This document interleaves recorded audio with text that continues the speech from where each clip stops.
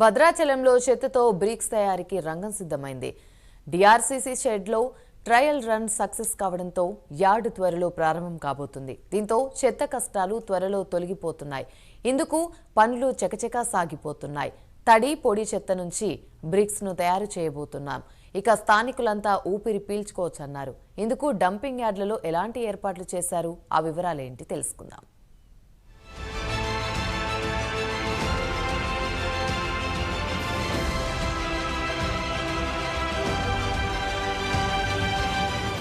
భద్రాచలం శివారులోని మనుబోతుల చెరువు దగ్గర 8.5 ఎకరాల్లో 80 లక్షల వ్యయంతో డిఆర్సీసీ షెడ్ను నిర్మించారు.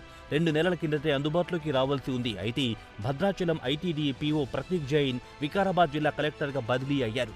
అనంతరం కొత్తగా వచ్చిన అధికారి ఇతర సమస్యలపై దృష్టి పెట్టడంతో డిఆర్సీసీ షెడ్డు ప్రారంభం ఆలస్యమైంది. తాజాగా దీనిపై ఫోకస్ చేశారు అధికారులు.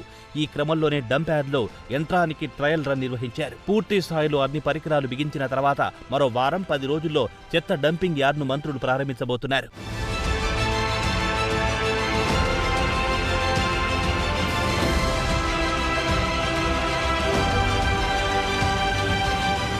భద్రాచలం గ్రామ పంచాయతీలో 16,000 ఇళ్లుండగా రోజుకు 27 వాహనాల ద్వారా 15 టన్నుల చెత్తను సేకరిస్తున్నారు. డంపింగ్ యార్డ్ అందుబాటులోకి రాగానే మరో 5 వాహనాలను కూడా తీసుకురాబోతున్నారు. డంపింగ్ యార్డ్లో తడి పొడి చెత్తను యంత్రాల ద్వారా క్రషింగ్ చేసి ఎరువులుగా ఉపయోగించనున్నారు. ఇలా చేయడంతో గ్రామ పంచాయతీకి 5 లక్షల ఆదాయం సమకూరనుంది. రోజు వచ్చే 10 టన్నుల తడి చెత్తను బ్రిక్స్ అంటే ఇటుకలుగా మార్చనున్నారు. కేవలం 24 గంటల్లోనే ఇవి తయారవుతాయని అధికారులు అంటున్నారు. ఇందులో భాగంగానే హైదరాబాద్లోని ఫిర్జాదిగూడ మున్సిపాలిటీని అధికారులు సందర్శించి అక్కడ బ్రిక్స్ తయారు చేసే విధానాన్ని పరిశీలించారు. ఫిర్జాదిగూడ కంటే ఎక్కువ సామర్థ్యం గల మిషనరీని భద్రాచలంలో ఏర్పాటు చేశామంటున్నారు. ప్రభుత్వం ఏం చేస్తుందంటే దీని మీద ఒక కార్యక్రమం చేపట్టి సుమారు 8.5 ఎకరాల్లో దాదాపు 80 లక్షల రూపాయల ఖర్చుతో ఈ యొక్క తడి చెత్తని పొడి చెత్తని మొత్తం వేరు చేసి వీటన్నిటిని బ్రిక్స్ కింద తయారు చేసి ఈ హోటళ్ళకి మిగతా ఎవరైతే మంట కావాలని అనుకుంటున్నారో వాళ్ళందరికీ కూడా వాళ్ళకి ఇచ్చేటట్టు ఈరోజు కాంగ్రెస్ ప్రభుత్వం దీన్ని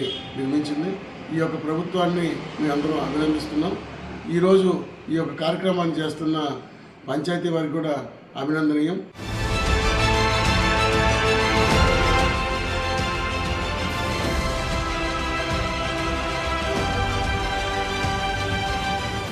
మరోవైపు డంప్ యార్డ్ ఏర్పాట్లని పూర్తి చేశారు. 53 లక్షలతో విద్యుత్ లైన్లను ఏర్పాటు చేశారు. పొడి తడి చెత్తను వేరు చేసే యంత్రాలు పనిచేసేలా వాటిని అమర్చారు. మరో 10% గ్రామ పంచాయతీ నిధులతో భారీ పోల్స్ ఏర్పాటు చేశారు. యార్డులోని మిషనరీతో పాటు పరిసరాల కాలనీలకు అక్కడి నుండి విద్యుత్ సరఫరా కానుంది. భద్రాచలం నుండి ప్రతిరోజు వచ్చే చెత్తను డిఆర్సీసీ నిర్మించారు. తొందరలోనే ఆ డంపింగ్ యార్డు పూర్తి స్థాయిలో పనిచేస్తుంది. ఇక్కడ ఉన్నటువంటి ఈ భద్రాచల గోదావరి రామాలయం కానుకున్నటువంటి గోదావరి తీరంలో ఇక నుంచి ఈ పొగ రాకుండా ఇటువంటి అనేక రకాల రుగ్మతలు లేకుండా ఉండడానికి అవకాశం కల్పించినటువంటి కాంగ్రెస్ గవర్నమెంటు, అలాగే ముఖ్యమంత్రి గారికి మేము భద్రాచల వాసులుగా అనేక రకాలుగా ఆయనకి రాముడు ఆశీస్సులు అందిస్తా ఉన్నాం.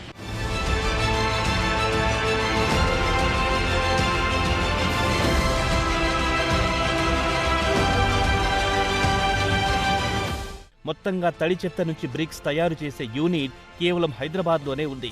ఆ తర్వాత భద్రాచలంలో 2 యూనిట్ ఏర్పాటు చేశారు. రాష్ట్రంలో ఈ యూనిట్ ఉన్న ఏకైక పంచాయతీగా భద్రాచలం రికార్డులోకి ఎక్కనుంది. భద్రాచలం ప్రభుత్వ పాఠశాలకు వంట చేసేందుకు బ్రిక్స్ ను ఉచితంగా ఇవ్వనున్నట్లు తెలుస్తోంది. ఇలా స్థానికుల చెత్త కష్టాలు తీరబోతున్నాయి.